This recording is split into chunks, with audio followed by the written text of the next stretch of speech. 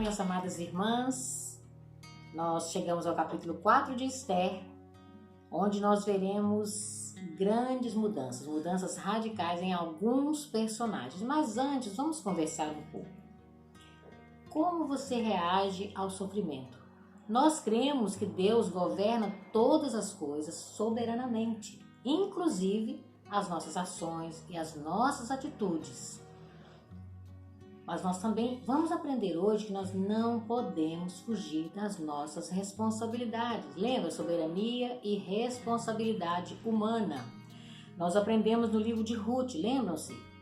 Se eu estou enferma, por exemplo, eu vou orar, entregar tudo nas mãos do soberano Deus, mas também eu vou ao médico, eu vou tomar os medicamentos. Se eu quero um emprego, eu vou orar e pedir ao Senhor para preparar o emprego para mim, mas eu vou fazer meu currículo, eu vou distribuir para as empresas das quais eu gostaria de trabalhar e vou continuar orando. Então Deus vai guiar soberanamente todas as minhas ações.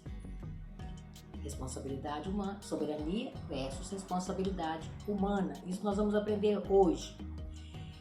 E também nós vamos aprender que Deus muitas vezes ele usa uma enfermidade, uma dor, um sofrimento para nos chamar a atenção, para nos disciplinar, para nos fazer voltar a Ele. Então, fiquemos atentas aos ensinamentos da palavra de Deus. O pastor John Piper, ele escreveu um livro que se chama, um livreto, Não Desperdice o Seu Câncer. Ele estava na antessala esperando para entrar para a cirurgia, para tirar um câncer de próstata, quando ele esboçou esse livro. E eu peguei 3 conselhos que ele nos dá a respeito de não desperdiçar, no caso ali, o câncer. Mas podemos colocar em qualquer situação que nós estivermos passando, que está nos causando dor física, dor emocional, sofrimento de qualquer tipo. Ele diz o seguinte: você desperdiçará o seu câncer caso gaste muito tempo lendo sobre o câncer e não o suficiente a respeito de Deus. Nós temos essa tendência. Nós vamos para a internet, para o Google, procuramos saber como tratar, que tipo de médico, se eu posso tomar um chá, mas esquecemos de gastar tempo lendo a palavra de Deus, que é onde nós vamos conhecer verdadeiramente o nosso Deus. Outra coisa que ele diz: você desperdiçará o seu câncer ou a sua dor, seu sofrimento, caso falhe em utilizá-lo como meio de testemunhar a verdade e a glória de Cristo. Então, você está sofrendo? Não fuja de Deus, pelo contrário, corra para Deus, busque conhecer a Deus. Se Deus enviou um sofrimento na sua vida, Ele tem um propósito. Então não desperdice isso. E aí você pode me dizer: Marlene, você está falando isso porque você não conhece o que eu estou passando. Você não sabe o tipo de sofrimento que eu estou vivendo. Realmente, eu posso não saber o tipo de sofrimento que você está passando, mas eu conheço o Deus que eu estou falando para você. Eu sei que Ele é soberano e que Ele é perfeito e que Ele é justo. Então eu posso te falar: independente do que você está passando, não desperdice o seu sofrimento. Às vezes nós gastamos o nosso tempo enquanto estamos sofrendo, amarguradas, depressivas, revoltadas e estamos desperdiçando. É claro que naquele momento eu vou chorar, eu vou às vezes me revoltar, eu vou reclamar, vou ficar deprimida, mas eu não devo gastar todo o meu tempo curtindo esses sentimentos negativos, porque assim eu vou estar desperdiçando o meu sofrimento, a dor. O propósito de Deus não vai ser, eu vou estar desperdiçando aquele momento de aprender mais. Uma outra coisa que ele coloca é: você desperdiçará seu câncer ou seu sofrimento caso você não creia que isto foi planejado por Deus. Planejado por Deus, sim, tudo é decretado por Deus. Pense, vamos pensar num personagem bíblico que sofreu muito. Quem enviou o sofrimento para Jó? Jó, 42:11 vai nos dizer o seguinte: então vieram a eles todos os seus irmãos, todas as suas irmãs e todos os que o haviam conhecido antes, e comeram com ele, e se condoeram dele, e o consolaram por todo o mal que o Senhor tinha enviado sobre ele. Por todo o mal que o Senhor tinha enviado sobre ele. Deus usou Satanás para cumprir o seu propósito. Qual era o propósito de Deus na vida de Jó? Provar a fidelidade de Jó? Para quem? Deus já sabia. Ele não tinha responsabilidade nenhuma, obrigação nenhuma de provar isso para Satanás. O benefício todo daquela aprovação, daquele sofrimento que Jó passou, era do próprio Jó. E ele confessa isso em Jó 42:5, ele diz assim: eu te conhecia só de ouvir falar, mas agora os meus olhos te veem. Há uma diferença imensa entre ouvir falar de alguém especial e conhecer pessoalmente essa pessoa. E Jó, depois do seu sofrimento, ele conheceu pessoalmente a Deus. E isso fez uma grande diferença na vida dele. Jó 42:5. Antes eu te conheci só de ouvir, agora 42:5. Antes eu te conhecia só de ouvir falar, agora os meus olhos te veem. E o salmista corrobora com Jó. Jó aprendeu com... Não, Jó não aprendeu, porque Jó é bem mais antigo. O salmista diz o seguinte: antes de ser afligido eu andava errado, mas agora guardo a tua palavra. Foi bom que eu tivesse passado pela aflição, para que aprendesse os teus decretos. Está no Salmo 119, versículos 67 e 71. Quero conversar um pouquinho com você sobre isso. Tem uma mulher que ela é paraplégica. Ela ficou paraplégica bem novinha, aos 17 anos. Com todo um futuro já planejado, formação, ela ficou paraplégica. E ela fala... E com muitas dores. Ela não é uma paraplégica que não sente dor, ela sente dores. E ela, num dos seus relatos, ela diz que louva a Deus por aquela cadeira de rodas, porque tem até um filme mais ou menos sobre ela, baseado na vida dela. Porque eu conheci a Cristo através do sofrimento. E eu tenho um livro aqui que...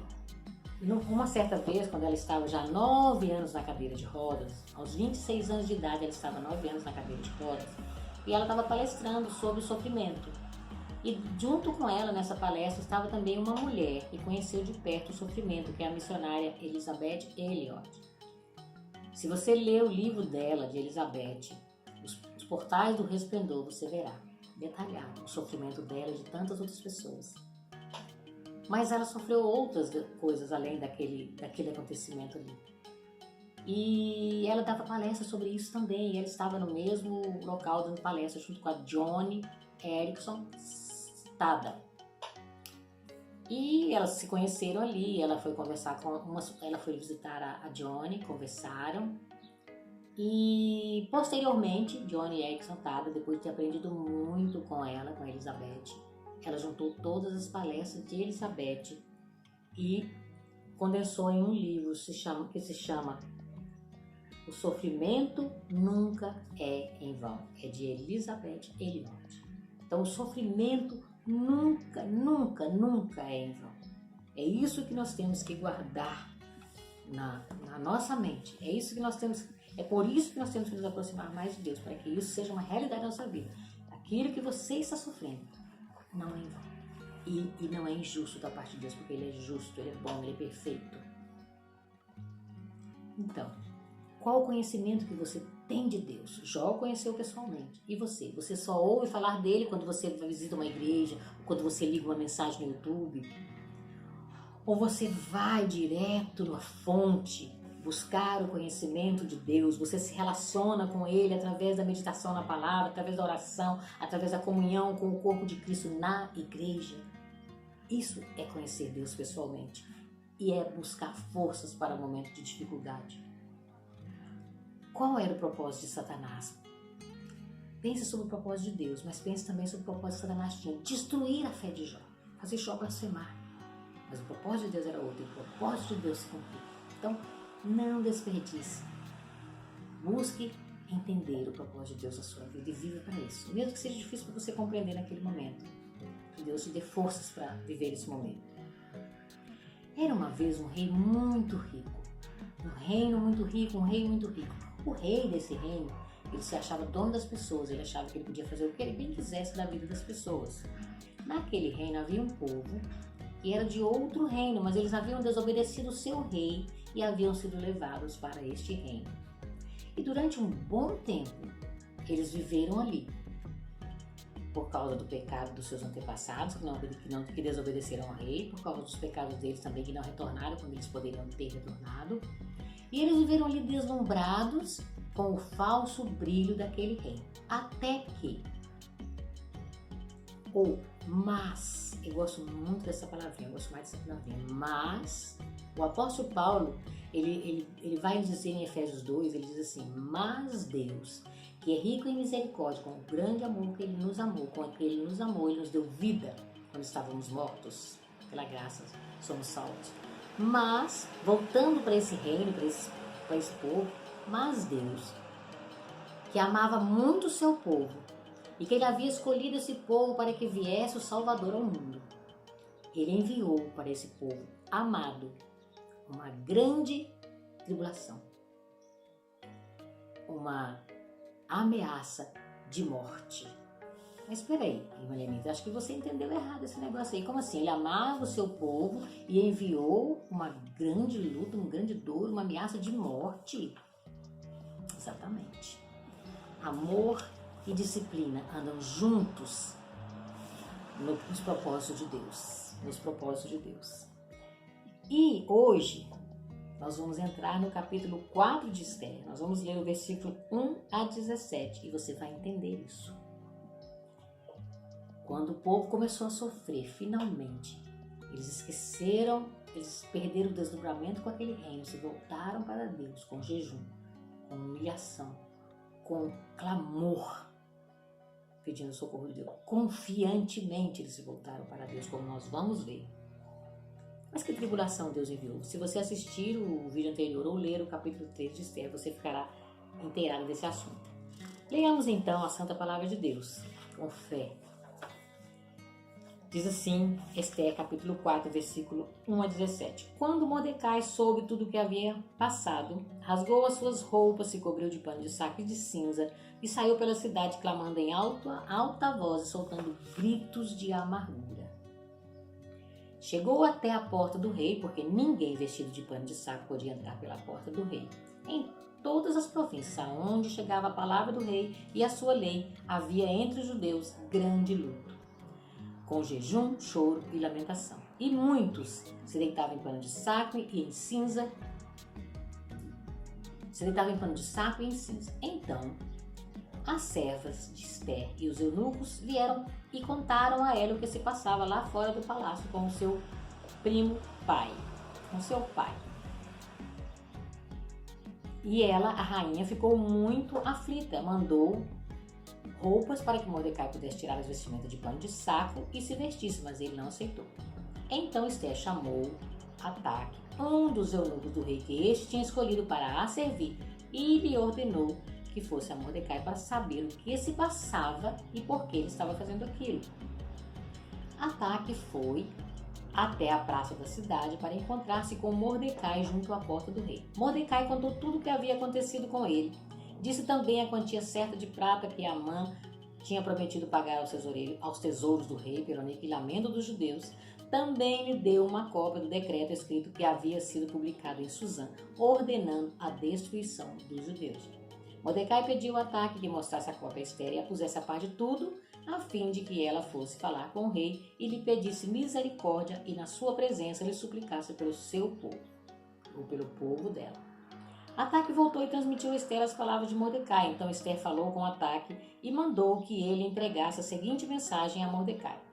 Todos os servos do rei, todos os povos da província do rei sabem que para qualquer homem ou mulher que, sem ser chamado, entrar no pátio interior para falar com o rei, não há outra sentença que não a morte, a não ser que o rei estenda o cetro de ouro para a pessoa para que viva. E eu, nesses 30 dias, não fui chamada para comparecer diante do rei. Essas palavras de Esther foram transmitidas a Mordecai. Então Mordecai pediu que respondessem a Esther. Não pense que por estar no palácio real você será a única entre todos os judeus que conseguirá escapar, porque se você ficar calado agora de outro lugar, virá socorro e livramento para os judeus, mas você e a casa do seu pai perecerão. Mas quem sabe, se não foi por uma conjuntura como essa que você foi elevada à rainha, à condição de rainha. Esther então pediu que levasse a Mordecai a seguinte resposta: vai e reúna todos os judeus que estiverem em Suzã e jejuem por mim, não comam, nem bebam nada durante 3 dias, nem de noite nem de dia, e eu e as minhas servas também jejuaremos. Depois irei falar com o rei, ainda que seja contra a lei. Se eu tiver que morrer, morrerei. Então Mordecai foi e fez tudo o que Esther lhe havia ordenado.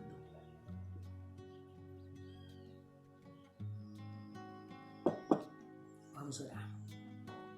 Pai, estamos diante da Tua palavra e te suplicamos que essa palavra seja relevante para a vida de cada um de nós. Ó Deus, me dá clareza, me dá sabedoria e abençoa cada uma das pessoas que estarão ouvindo, das minhas irmãs que estarão ouvindo essa mensagem, Senhor. Que elas possam estar convictas de que o Senhor é justo, de que o Senhor é bom e que todas as coisas que o Senhor faz têm um bom propósito. Que elas possam, Deus, entender isso e não desperdiçar qualquer sofrimento que estiver vindo sobre a vida delas, sobre as nossas vidas. Ajuda-nos a crescer, Senhor, no conhecimento de Ti. Em nome de Jesus. Amém. No capítulo anterior de Esther, nós vimos que Mordecai começou a se despertar. Ele decidiu falar que ele era judeu. Nós ficamos em dúvida se foi um momento bom, por quê? Ele não quis se ajoelhar, ou se curvar, não era ajoelhar, se curvar diante de uma amalequita, um descendente de Agag. E por isso ele colocou toda o seu povo com uma espada sobre a cabeça. E nós vamos ver hoje os acontecimentos que vamos ver hoje. Nós já ficamos felizes porque ele resolveu. Ele tinha proibido Esther de contar, mas agora ele mesmo resolveu contar que pelo menos ele era descendente dos judeus. Ele era povo de Deus. E nós entendemos aqui que uma diferença gigantesca está acontecendo na vida de Mardoqueu em relação a Esther.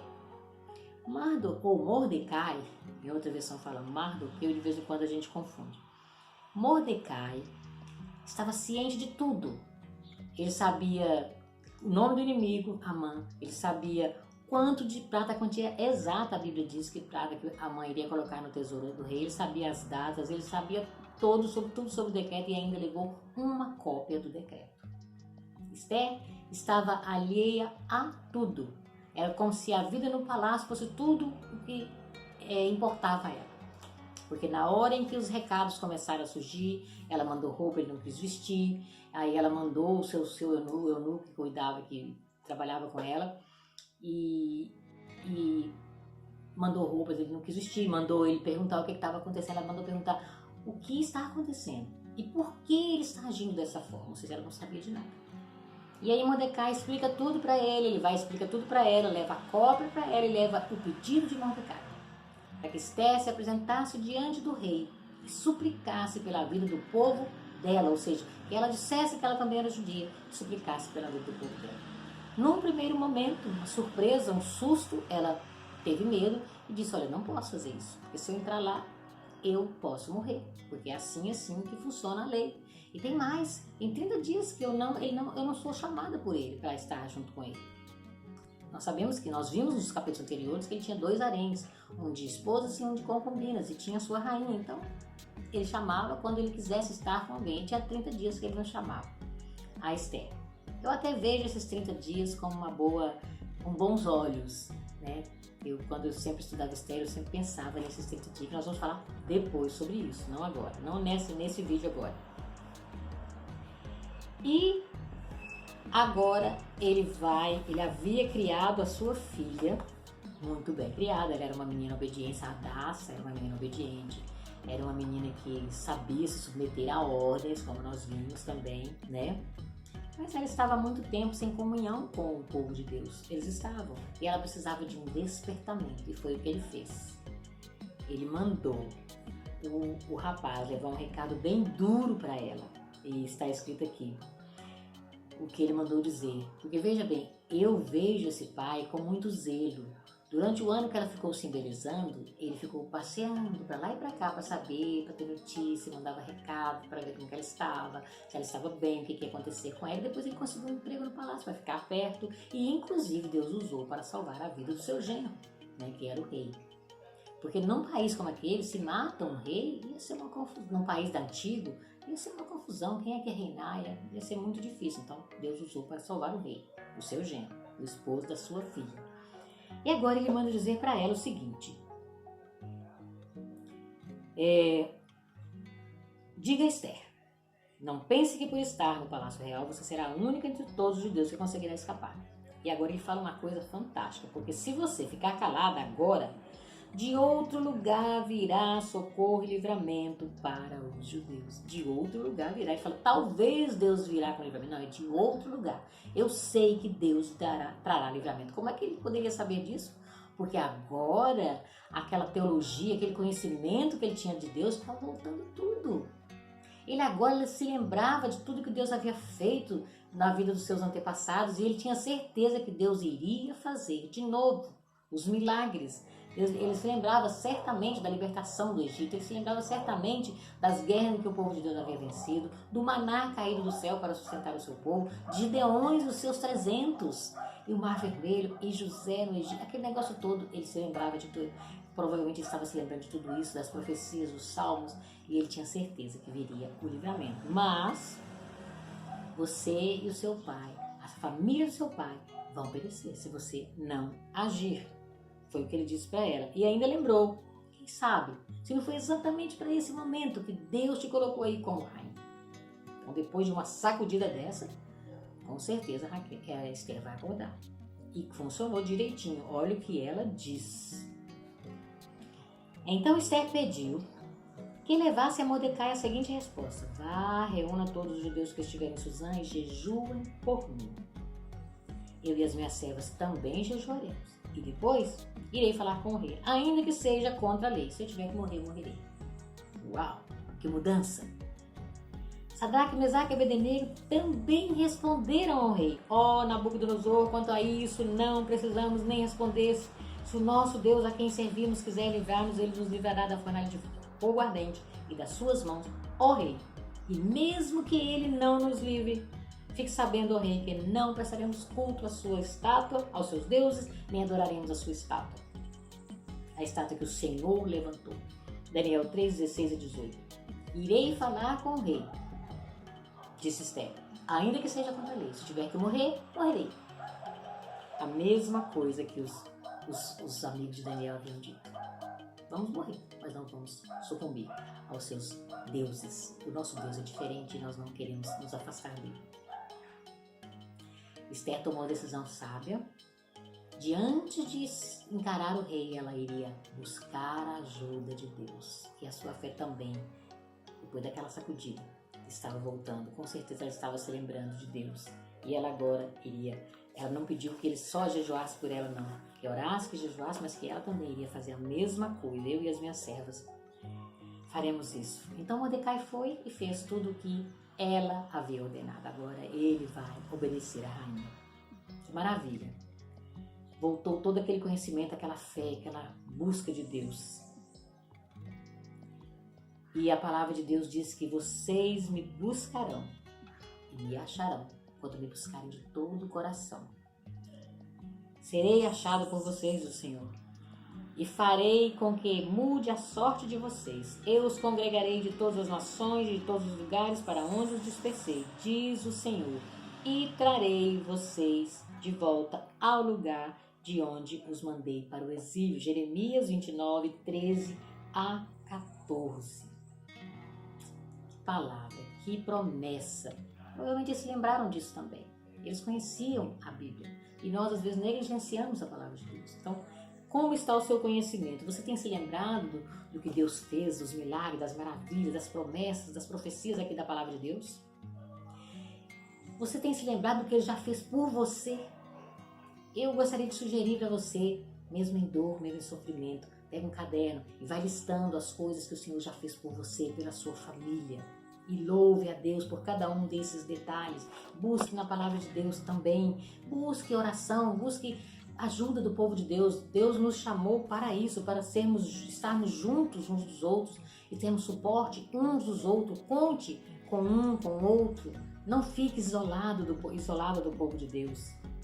E para você que ainda talvez não tenha a convicção da sua salvação, ou seja, você não conhece o Senhor Jesus como Salvador, Deus chamou esse povo para que viesse ao mundo, Deus cumpriu essa promessa, Ele já veio, Ele já morreu pelos nossos pecados. Precisamos reconhecer que somos pecadores miseráveis, que não há em nós poder algum para salvar a nós mesmos, e assim correr para Deus também, para que Ele te conheça também. E olha só o que Deus diz sobre o sofrimento a respeito do seu próprio Filho. Embora sendo filho, ele aprendeu a obedecer por meio daquilo que sofreu, e uma vez aperfeiçoado pelo sofrimento, tornou-se a fonte da salvação eterna para todos os que lhe obedecem. Hebreus 5, 8 e 9. Conheça esse Cristo maravilhoso, conheça esse Deus poderoso, justo, através da palavra dele. Busque o Senhor enquanto ele está perto. Invoque enquanto você pode encontrar. Que o Senhor nos abençoe. Que a sua graça seja derramada sobre a sua vida, a força dele, a misericórdia dele, para que você o conheça mais. E assim você não estará desperdiçando o seu sofrimento que Deus mandou na sua vida para um propósito. Que o Senhor nos abençoe. Em nome de Jesus. Amém.